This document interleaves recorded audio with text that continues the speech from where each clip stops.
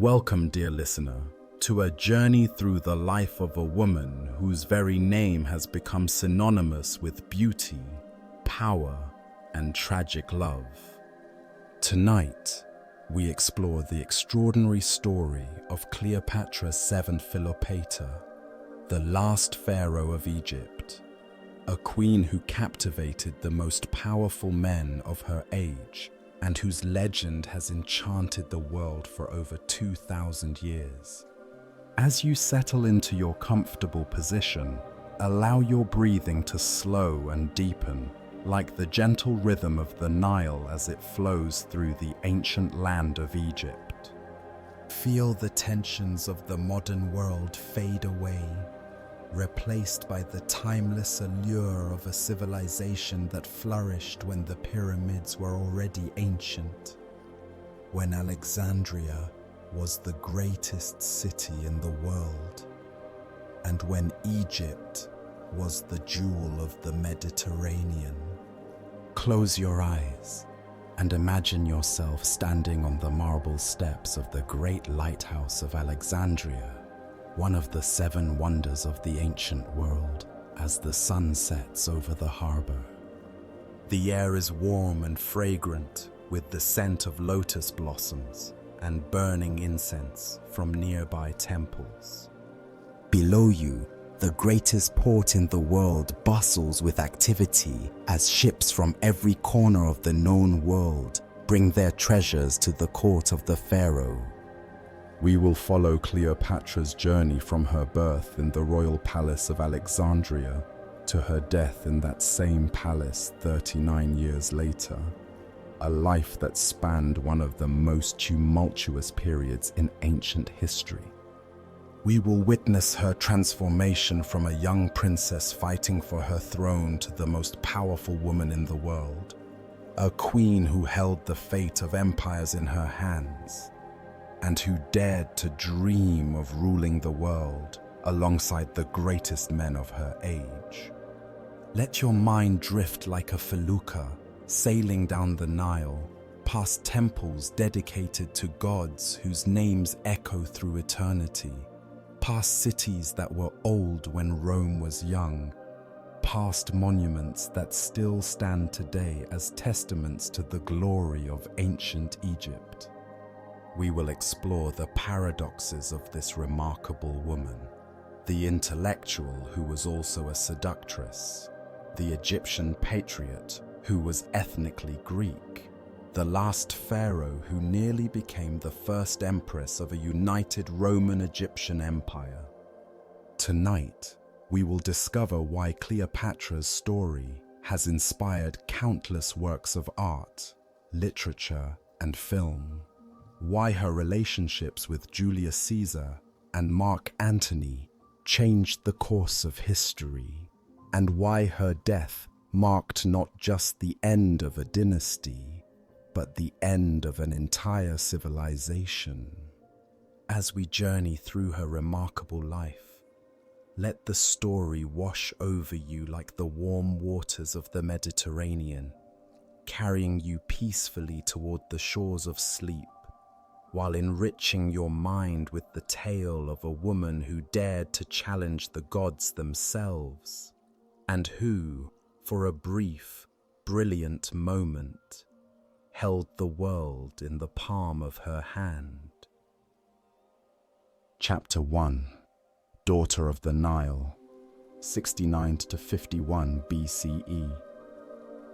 Our story begins in the winter of 69 BCE, in the magnificent palace complex of Alexandria, where Cleopatra VII Philopatra was born into a world of unimaginable luxury and deadly political intrigue.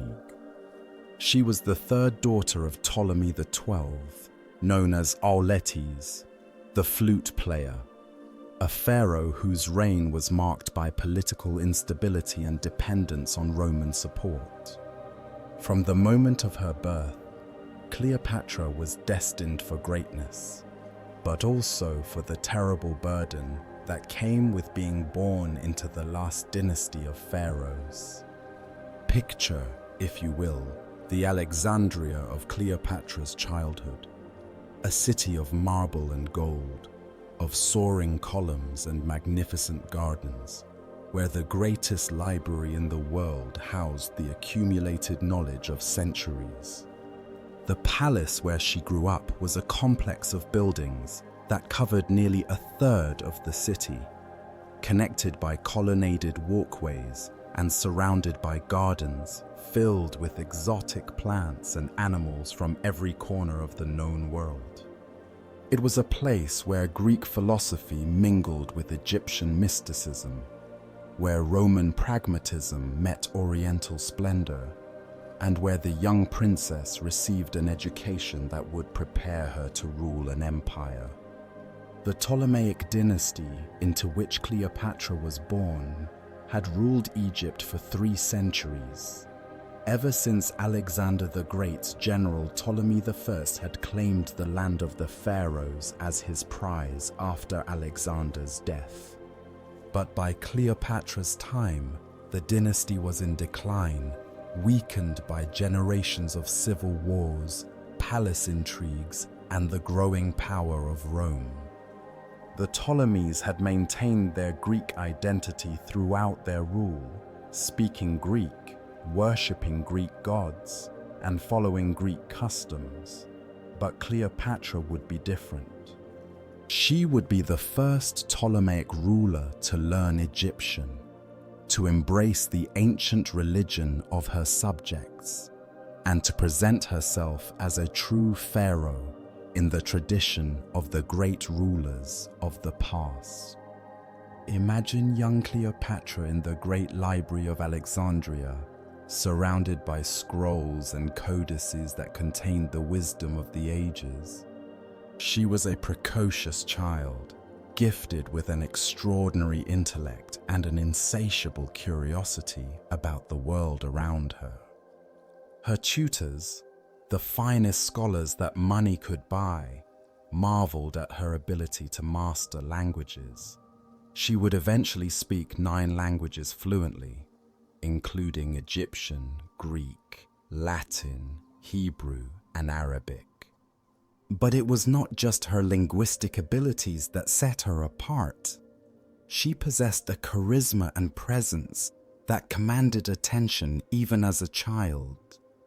The education of a Ptolemaic princess was comprehensive and rigorous, designed to prepare her for the complex demands of ruling a diverse and sophisticated kingdom. Cleopatra studied mathematics and astronomy, learning to calculate the movements of the stars and planets that were so important to Egyptian religion and agriculture. She studied rhetoric and philosophy, mastering the arts of persuasion and logical argument that would serve her well in the political arena. She learned music and poetry, developing the cultural refinement that was expected of a Hellenistic ruler. But perhaps most importantly, Cleopatra learned the art of statecraft from observing her father's struggles to maintain his throne. Ptolemy XII was a weak ruler who had been forced into exile by his own subjects and had only regained his throne with Roman military support. The young princess watched as her father navigated the treacherous waters of Roman politics, paying enormous bribes to maintain the support of powerful senators and generals. She learned that in the world of the 1st century BCE, Egypt's independence was an illusion, and that survival depended on the ability to manipulate and charm the Romans who held the real power. The Palace of Alexandria was a hotbed of intrigue and conspiracy, where brothers plotted against sisters, where poison was as common as perfume, and where the wrong word or gesture could mean the difference between a throne and a tomb.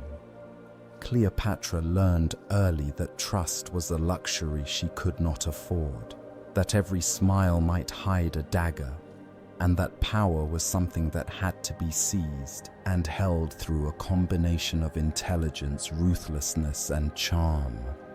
As she grew into adolescence, Cleopatra began to display the qualities that would make her one of history's most remarkable rulers.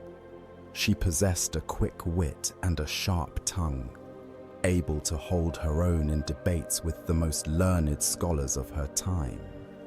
She had a natural talent for languages and diplomacy, able to adapt her manner and speech to whatever audience she was addressing.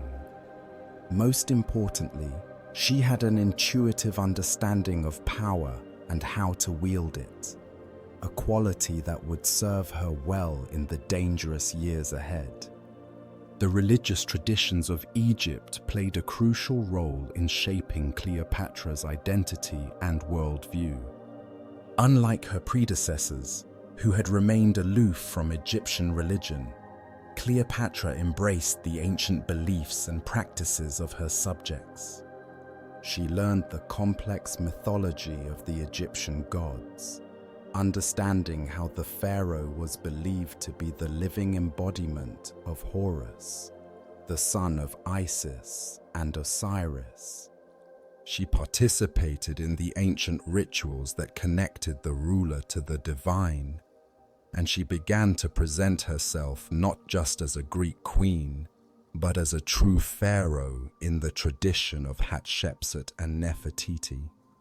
As you continue to relax and drift towards sleep, picture the teenage Cleopatra standing on the balcony of her palace, looking out over the harbor of Alexandria as the sun sets over the Mediterranean. She is 17 years old, on the verge of inheriting a throne that has been occupied by her family for 3 centuries. The evening breeze carries the scent of jasmine and myrrh, while the sound of music and laughter drifts up from the city below. She does not yet know what destiny awaits her, but she can feel its stirrings in her soul, a whisper of greatness that will grow into a roar that will shake the foundations of the ancient world. Chapter 2: The Struggle for the Throne, 51 to 48 BCE.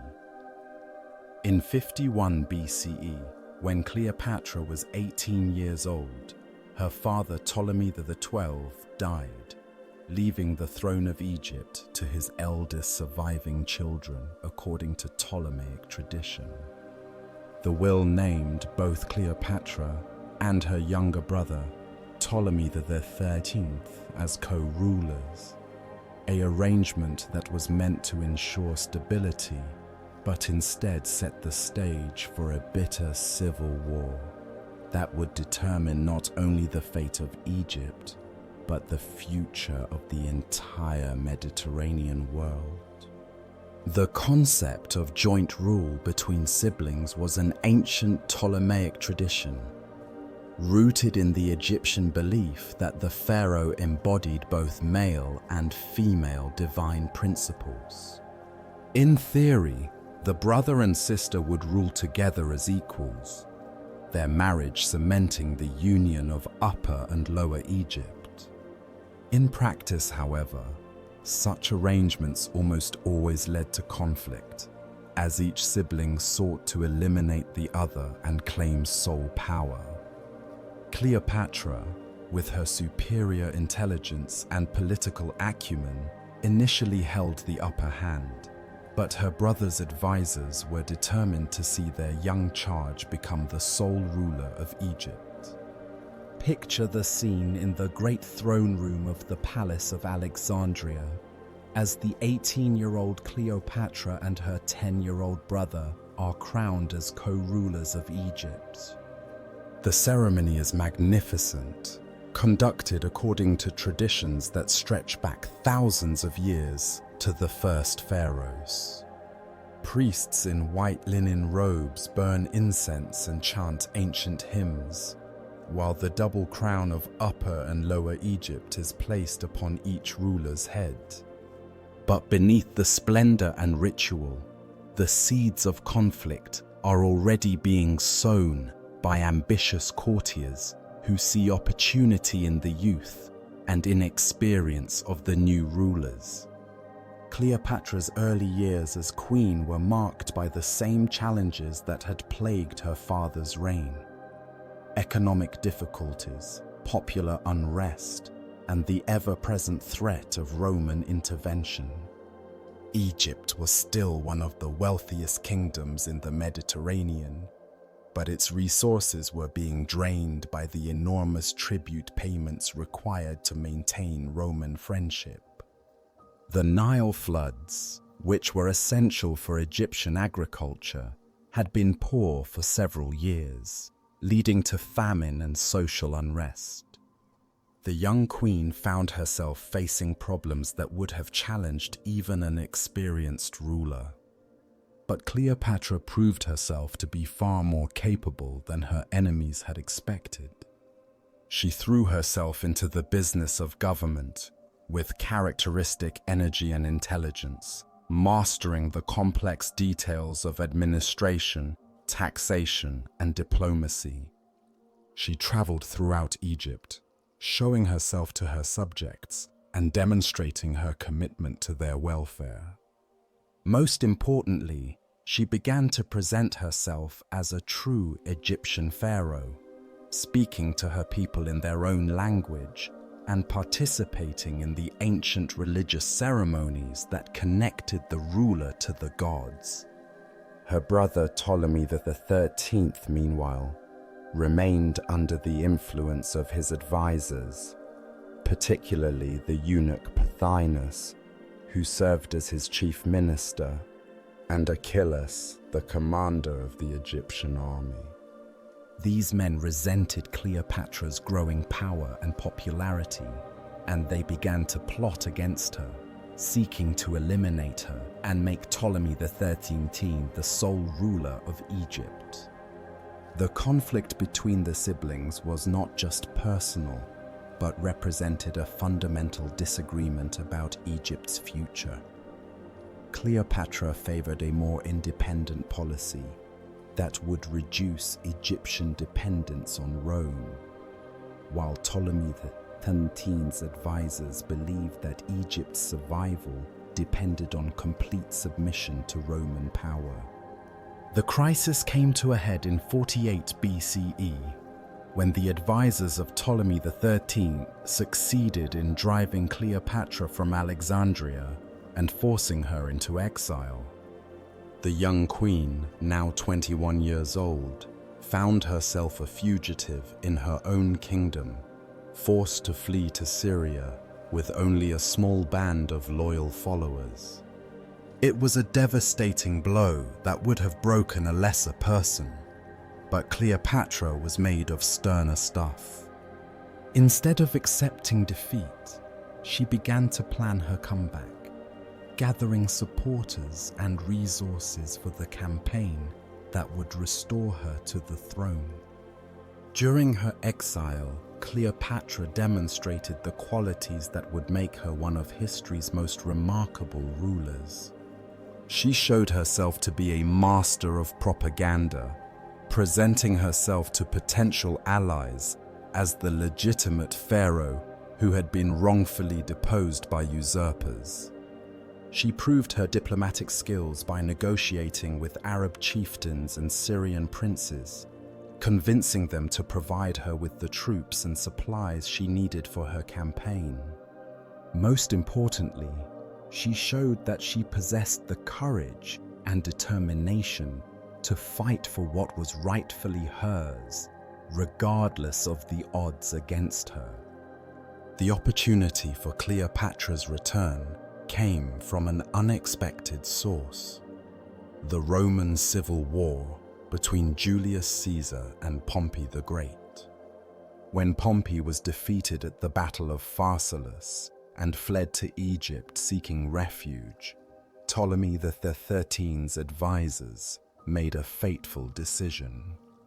Believing that Caesar would be grateful for their elimination of his enemy, they murdered Pompey as he stepped ashore at Alexandria. It was a miscalculation that would cost them everything, for Caesar was horrified by the assassination of his former son-in-law and fellow Roman, and he began to view Ptolemy XIII's government with suspicion and hostility. Caesar's arrival in Alexandria in pursuit of Pompey created the opportunity that Cleopatra had been waiting for. The Roman general was the most powerful man in the world, the conqueror of Gaul and victor in the civil war that had torn the Republic apart. If she could win his support, she could regain her throne and secure Egypt's future. But first, she had to reach him, and Alexandria was controlled by her enemies who would kill her on sight. The solution she devised was as audacious as it was brilliant.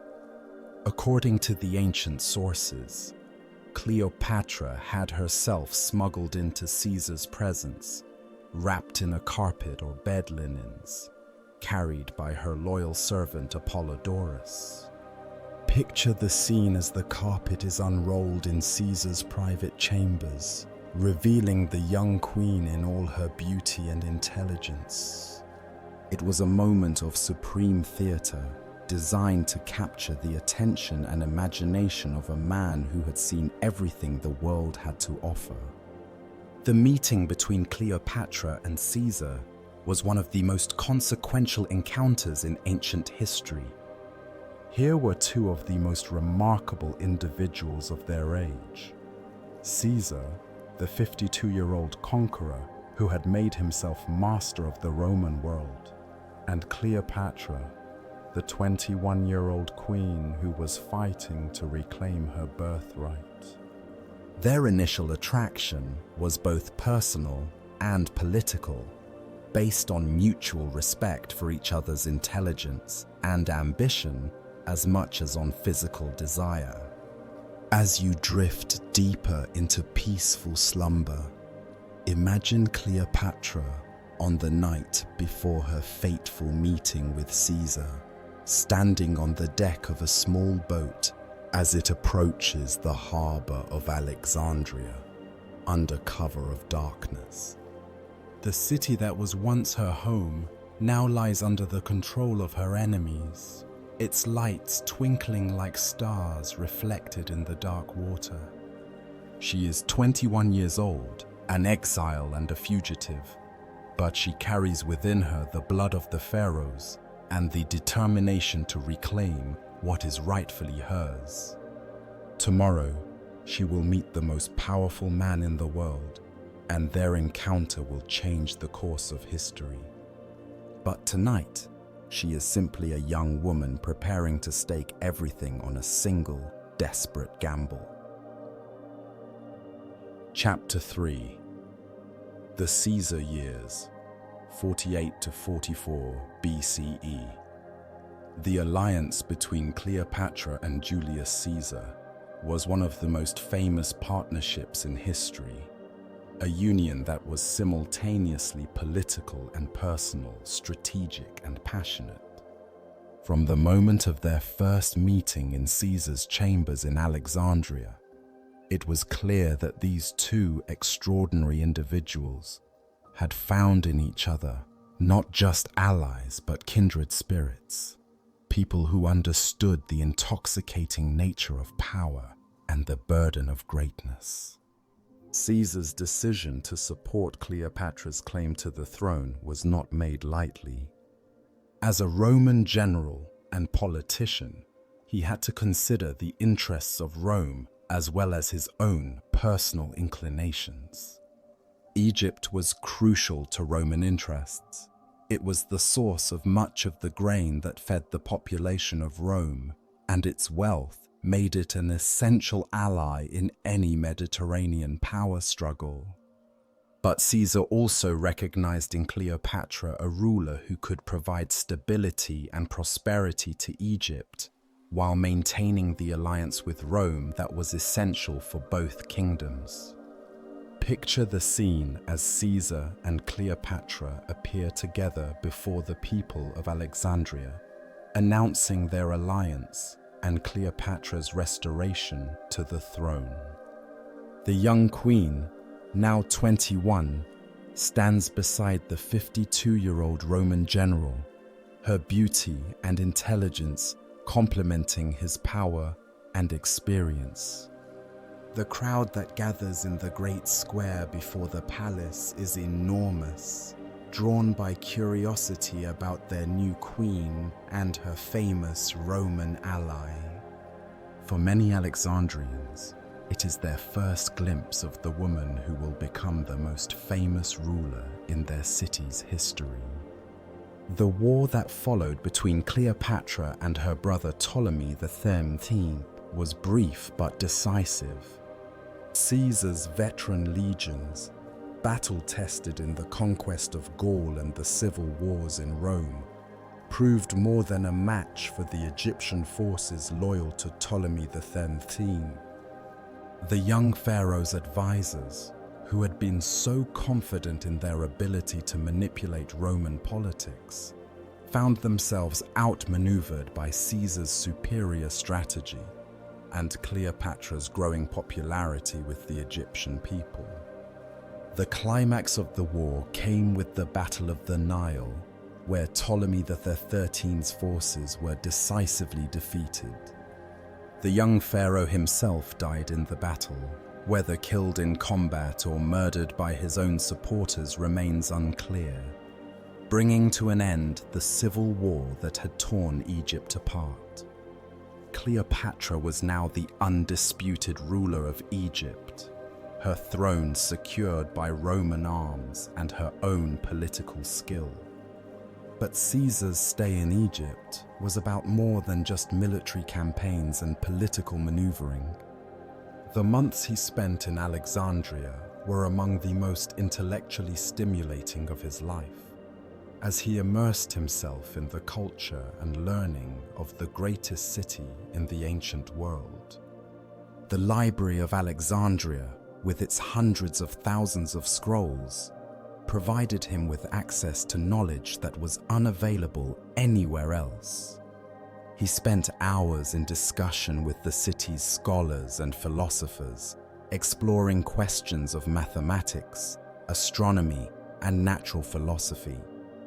It was during this period that Caesar conceived one of his most lasting contributions to civilization, the reform of the Roman calendar. Working with Alexandrian astronomers, particularly Sosigenes, he developed the solar calendar that would replace the chaotic lunar calendar that Rome had used for centuries. The Julian calendar, as it came to be known, was a masterpiece of mathematical precision that would be used throughout the Western world for over 1,500 years. The relationship between Caesar and Cleopatra during this period was intense and multifaceted.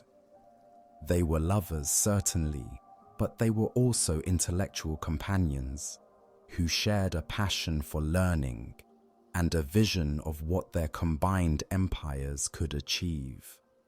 Caesar was fascinated by Cleopatra's intelligence and education. She was one of the few people he had ever met who could match his own intellectual curiosity and breadth of knowledge. Cleopatra, for her part, was drawn to Caesar's combination of military genius, political acumen, and cultural sophistication. Their famous journey up the Nile in the spring of 47 BCE was both a romantic interlude and a political statement. Picture the magnificent barge that carried them southward along the great river, its purple sails billowing in the warm breeze, its decks adorned with gold and ivory. The vessel was a floating palace, equipped with every luxury that Egyptian craftsmanship could provide. As they sailed past ancient temples and monuments, Caesar gained a deeper appreciation for the antiquity and grandeur of Egyptian civilization, while Cleopatra showed her Roman lover the source of her kingdom's wealth and power. The birth of Caesarion in 47 BCE added a new dimension to the relationship between Caesar and Cleopatra. The child, whose name meant Little Caesar, was living proof of the union between Rome and Egypt, a symbol of the new world order that his parents envisioned. For Cleopatra, Caesarion represented not just a son, but a potential heir who could unite the Roman and Egyptian empires under a single dynasty. For Caesar, the boy was a reminder of his own mortality and the importance of securing his legacy for future generations. When Caesar finally left Egypt in 47 BCE to deal with other pressing matters of empire, he left behind a kingdom that was more secure and prosperous than it had been in generations. Cleopatra was firmly established on the throne, her position strengthened by Roman support and her own growing reputation as an effective ruler. The Egyptian economy was recovering from the disruptions of the civil war, and the kingdom's strategic position in the Mediterranean made it an invaluable ally for Rome. But the separation was difficult for both Caesar and Cleopatra. They had found in each other not just political allies but true companions, people who understood the unique pressures and responsibilities that came with supreme power. Their correspondence during this period reveals the depth of their emotional connection, as well as their continued collaboration on matters of state. Caesar kept Cleopatra informed about his campaigns and political struggles in Rome, while she provided him with intelligence about developments in the Eastern Mediterranean. Cleopatra's visit to Rome in 46 BCE was one of the most spectacular events of the late Republic. She arrived with a magnificent entourage, bringing with her the exotic splendor of the East to the austere capital of the Roman world. Caesar housed her in his villa across the Tiber, a gesture that scandalized conservative Romans but demonstrated his commitment to their alliance. The Queen's presence in Rome was a constant reminder of Caesar's Eastern connections and his vision of a Mediterranean empire that would unite East and West under Roman leadership. The Roman elite's reaction to Cleopatra was mixed. Some were fascinated by her intelligence and sophistication, impressed by her ability to converse in Latin and Greek with equal fluency, and to discuss philosophy and literature with the city's leading intellectuals. Others were scandalized by her relationship with Caesar and what they saw as her corrupting influence on Roman values. The conservative senator Cato famously declared that she represented everything that was wrong with the modern world: luxury, decadence, and the abandonment of traditional Roman virtues. But Cleopatra's time in Rome also allowed her to study the Roman system of government at close range, gaining insights that would prove invaluable in her later dealings with Roman leaders. She observed the complex interplay of Senate, magistrates, and popular assemblies that governed the Republic, and she began to understand the weaknesses and contradictions that were tearing the Roman state apart. Most importantly, she witnessed firsthand the growing opposition to Caesar among the Roman elite, opposition that would soon have tragic consequences. As you continue your peaceful journey towards sleep, imagine Cleopatra in her villa in Rome on the night before the Ides of March, 44 BCE. She has been in the city for nearly 2 years, long enough to understand the dangerous currents that swirl beneath the surface of Roman politics. Tomorrow, Caesar will attend a meeting of the Senate, despite the warnings of soothsayers and the pleas of his wife Calpurnia. Cleopatra senses that something terrible is about to happen, but she is powerless to prevent it. She stands on her balcony, looking across the Tiber toward the city where the man she loves is preparing to meet his destiny, unaware that their time together is about to come to a tragic end. Chapter 4. Between Caesar and Antony, 44 to 41 BCE. The assassination of Julius Caesar on the Ides of March, 44 BCE, shattered Cleopatra's world and left her in an extremely precarious position. She was a foreign queen in Rome, her safety and that of her infant son dependent on the protection of a man who was now dead. The conspirators who had killed Caesar viewed her as a symbol of everything they opposed: foreign influence, Eastern luxury, and the corruption of traditional Roman values. For Cleopatra, Caesar's death was not just a personal tragedy, but a political catastrophe that threatened to destroy everything she had worked to achieve. Picture the scene as news of Caesar's assassination reaches Cleopatra in her villa across the Tiber. The messenger arrives breathless and terrified, barely able to speak the words that will change the course of history. Around her, the Egyptian courtiers and Roman friends who have gathered for what was supposed to be a celebration of Caesar's latest victories fall silent as the magnitude of the disaster becomes clear. In an instant, Cleopatra has gone from being the consort of the most powerful man in the world to being a vulnerable exile in a hostile city. Cleopatra's immediate priority was the safety of herself and her son. Rome, in the aftermath of Caesar's assassination, was a dangerous place for anyone associated with the dead dictator, and doubly so for a foreign queen who represented everything the conspirators claimed to oppose.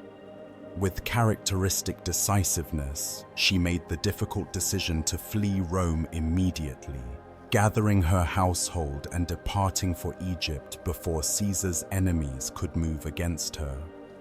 The journey back to Alexandria was fraught with danger and uncertainty. The Mediterranean was in chaos as news of Caesar's death spread throughout the Roman world, and Cleopatra could not be sure what reception awaited her in Egypt. Her kingdom had been stable during her absence, but the death of her Roman protector left her vulnerable to both internal rebellion and external invasion. As her ship sailed eastward across the wine-dark sea, she must have wondered whether she would ever see Rome again, and whether the dreams she had shared with Caesar would die with him. Her return to Egypt marked the beginning of a new phase in Cleopatra's reign, one in which she would have to rely more on her own resources and less on Roman protection. The kingdom she found upon her return was prosperous and stable, a testament to the administrative reforms she had implemented during her earlier years on the throne. The Egyptian people welcomed their queen back with genuine enthusiasm, seeing in her return a restoration of their independence from Roman interference. But Cleopatra knew that Egypt's independence was largely illusory. The kingdom was still dependent on Roman goodwill for its survival, and the civil wars that were already beginning to tear the Roman world apart would inevitably affect Egypt as well. Her challenge was to navigate these treacherous waters while maintaining her kingdom's prosperity and preparing for whatever opportunities might arise from the chaos in Rome. The years following Caesar's death were marked by a complex struggle for power among his former lieutenants and the senators who had killed him. Mark Antony, Caesar's loyal deputy and consul emerged as one of the leading contenders for power, along with the young Octavian, Caesar's grandnephew and adopted heir. The conspirators, led by Brutus and Cassius, controlled much of the eastern Mediterranean, while other generals and politicians carved out their own spheres of influence throughout the Roman world.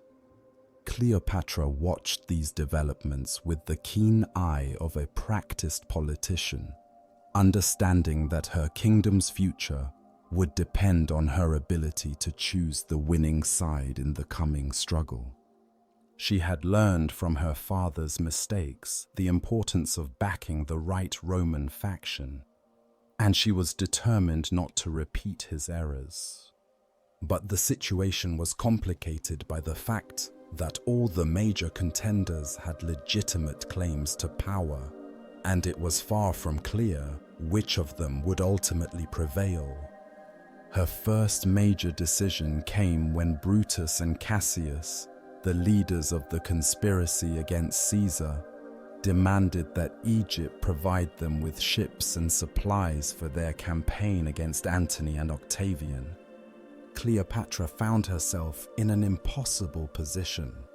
Refusing their demands would make Egypt an enemy of the conspirators, but complying would align her kingdom with Caesar's murderers. Her solution was characteristically clever. She agreed to provide the requested aid, but ensured that the ships were delayed by storms and mechanical problems, arriving too late to be of any use. The Battle of Philippi in 42 BCE, where Antony and Octavian decisively defeated Brutus and Cassius, vindicated Cleopatra's cautious approach. The conspirators were dead, and the Roman world was now divided between the two victorious generals. Antony took control of the eastern provinces, including oversight of Egypt, while Octavian returned to Rome to consolidate his power in the west. For Cleopatra, this division created both opportunities and dangers. She would have to deal with Antony as her immediate superior, but she also had to consider the possibility that he and Octavian might eventually come into conflict. Antony's summons to Cleopatra to meet him at Tarsus in 41 BCE was both a command and an opportunity. The Roman general, now one of the two most powerful men in the world, wanted to secure Egypt's loyalty and resources for his planned campaign against the Parthian Empire. For Cleopatra, the meeting represented a chance to establish a new relationship with Rome's eastern commander, one that might prove as beneficial as her alliance with Caesar had been. But Cleopatra was no longer the young queen who had been smuggled into Caesar's presence wrapped in a carpet.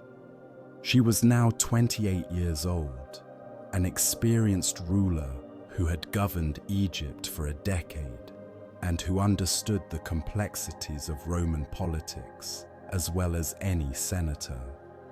Her approach to the meeting with Antony would be very different from her first encounter with Caesar. This time, she would come not as a supplicant, but as an equal, a queen in her own right who had something valuable to offer.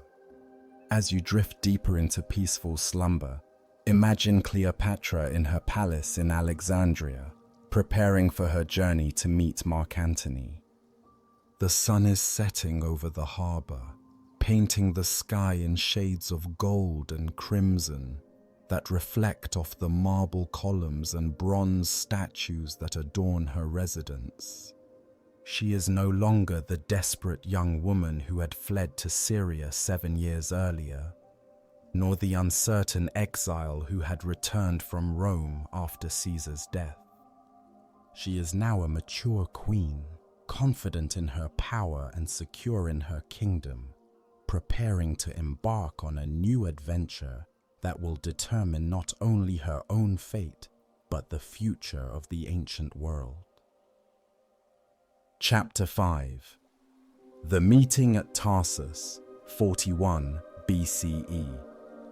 The meeting between Cleopatra and Mark Antony at Tarsus in 41 BCE was one of the most spectacular and consequential encounters in ancient history. It was a meeting that would reshape the balance of power in the Mediterranean world, create one of history's most famous love affairs, and ultimately lead to the final confrontation between East and West that would determine the future of civilization itself. Mark Antony was 42 years old when he summoned Cleopatra to Tarsus, a man at the height of his power and influence. He was Caesar's former lieutenant and closest friend, a general who had proven his courage and skill on battlefields from Gaul to Philippi. But Antony was also a man of enormous appetites and passions, someone who lived life to the fullest, and who was as famous for his love affairs and extravagant lifestyle as he was for his military achievements. He was, in many ways, the perfect foil for Cleopatra, a Roman who appreciated the finer things in life and who was not bound by the austere traditions that constrained many of his contemporaries. Cleopatra's preparation for the meeting at Tarsus was a masterpiece of political theater and psychological warfare. She understood that first impressions would be crucial, and she was determined to present herself not as a subordinate client queen, but as an equal partner worthy of Antony's respect and alliance. The spectacle she created for her arrival at Tarsus was designed to overwhelm the senses and capture the imagination, to demonstrate the wealth and sophistication of Egypt while establishing her own credentials as a ruler of extraordinary capabilities. Picture the scene as Cleopatra's magnificent barge appears on the Cydnus River, approaching the city of Tarsus where Antony waits with his staff and the local dignitaries. The vessel is unlike anything the Romans have ever seen, a floating palace adorned with gold and silver, its purple sails billowing in the afternoon breeze, its decks crowded with musicians, dancers, and courtiers, dressed in the finest silks and jewels that Egypt can provide. The barge itself is a work of art, its prow carved in the shape of a sphinx, its sides decorated with scenes from Egyptian mythology rendered in precious metals and gemstones. But the true centerpiece of the spectacle is Cleopatra herself, dressed as the goddess Aphrodite and reclining on a golden couch beneath a canopy of cloth of gold. She is 28 years old, at the height of her beauty and power, and she has spared no effort to create an impression that will be remembered for generations. Her costume is magnificent, a diaphanous gown that seems to be woven from moonbeams and starlight, jewelry that catches and reflects the sunlight like captured fire, and a crown that proclaims her divine status as the living embodiment of Isis. The effect on the watching crowd is electric. Word of the Queen's arrival spreads rapidly through Tarsus, and soon the entire population of the city has gathered along the riverbank to witness the spectacle. Even Antony's hardened veterans, men who have seen the wonders of the world from Britain to Mesopotamia, stand in amazement at the sight of the Egyptian queen's arrival. The air is filled with the sound of music and the scent of burning incense, while rose petals fall like snow from the rigging of the barge. Antony himself is clearly impressed by Cleopatra's dramatic entrance, but he is also experienced enough to recognize the political calculation behind the spectacle. This is not just a display of wealth and power, but a carefully crafted message about the nature of their relationship. Cleopatra is announcing that she comes to him not as a supplicant, but as an equal, a goddess meeting a god, a queen worthy of alliance with the most powerful man in the Eastern Mediterranean.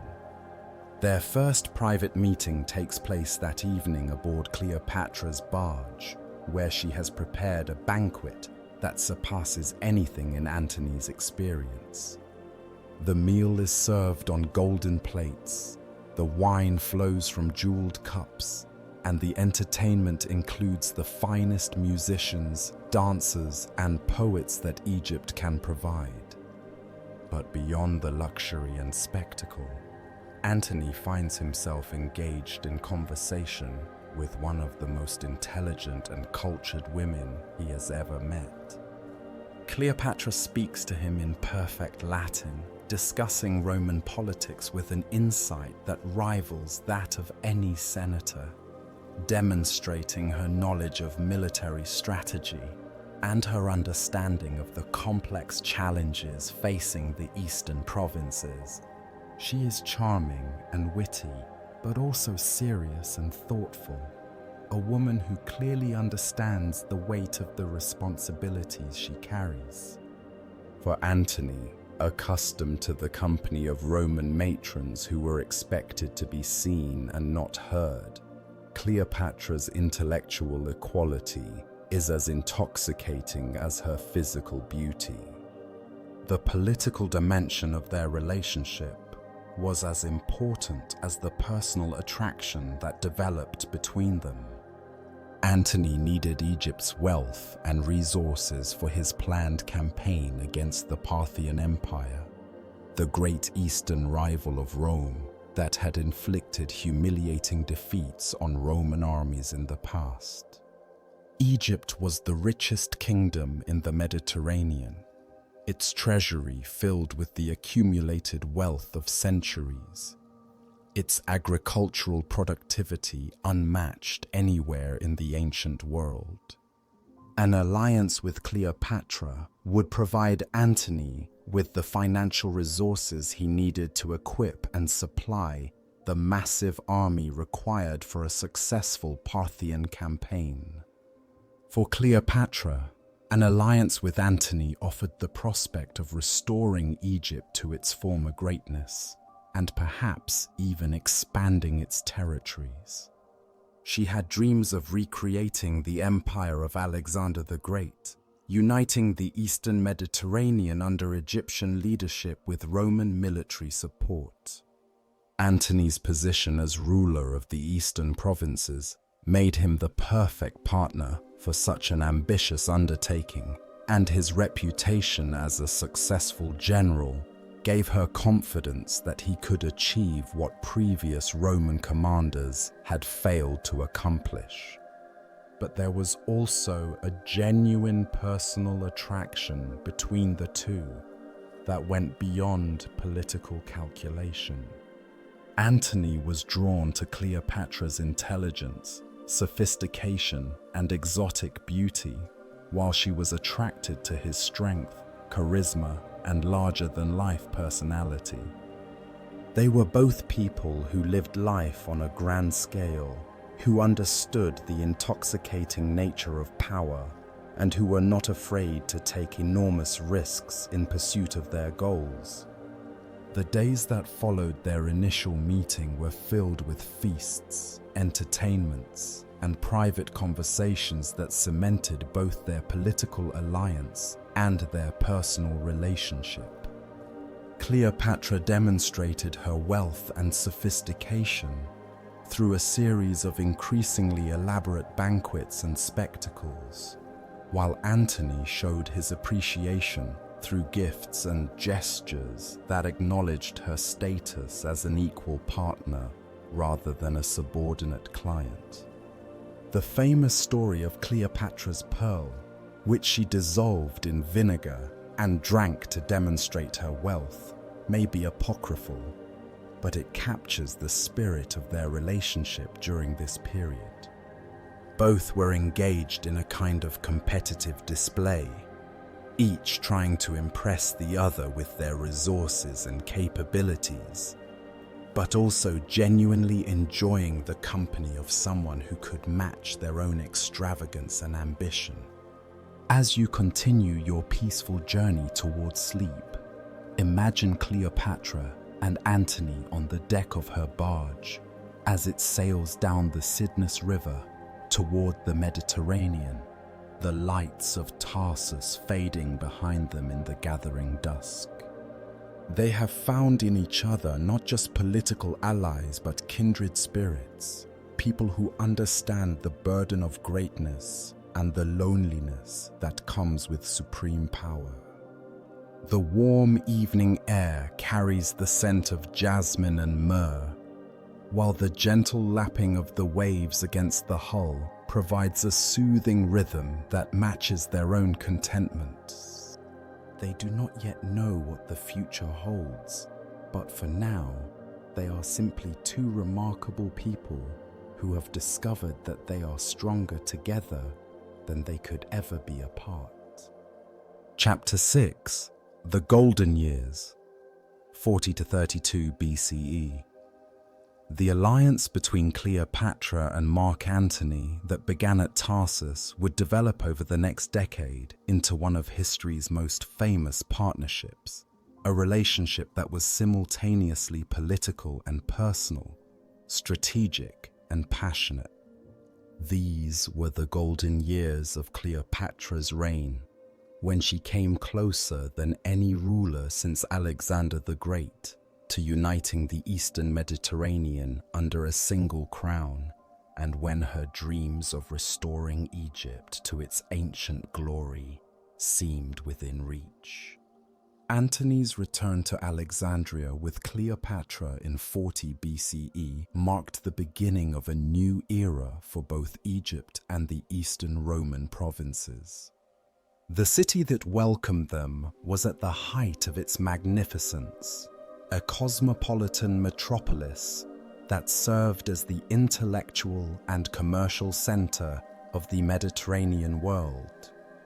The great library and museum continued to attract scholars from every corner of the known world, while the harbor bustled with ships carrying goods from India, Arabia, and the far reaches of Africa. Picture the palace complex where Cleopatra and Antony established their court. A sprawling collection of buildings that covered nearly a third of the city and rivaled anything in Rome for its luxury and sophistication. The royal quarters were decorated with the finest art that money could buy. Their walls adorned with frescoes depicting scenes from Egyptian and Greek mythology. Their floors covered with mosaics that told the stories of gods and heroes. Gardens filled with exotic plants and animals from every corner of the empire provided peaceful retreats from the pressures of governing a vast realm. The court that Cleopatra and Antony created in Alexandria was unlike anything the ancient world had ever seen. It combined the intellectual sophistication of Hellenistic culture with the luxury and ceremony of Egyptian tradition and the military efficiency of Roman administration. Scholars, artists, and philosophers mingled with generals, diplomats, and merchants, creating an atmosphere of cosmopolitan refinement that attracted visitors from throughout the Mediterranean world. Antony adapted to this environment with remarkable ease, embracing the customs and traditions of the East while maintaining his identity as a Roman general and statesman. He learned to appreciate Egyptian art and literature, participated in the religious ceremonies that were so important to Cleopatra's subjects, and even adopted some of the ceremonial dress and customs of the pharaohs. But he never forgot that he was a Roman, and he continued to maintain his connections with the Western Mediterranean and his rivalry with Octavian. The children born to Cleopatra and Antony during this period were living symbols of their parents' vision of a united East-West empire. Alexander Helios and Cleopatra Selene, the twins born in 40 BCE,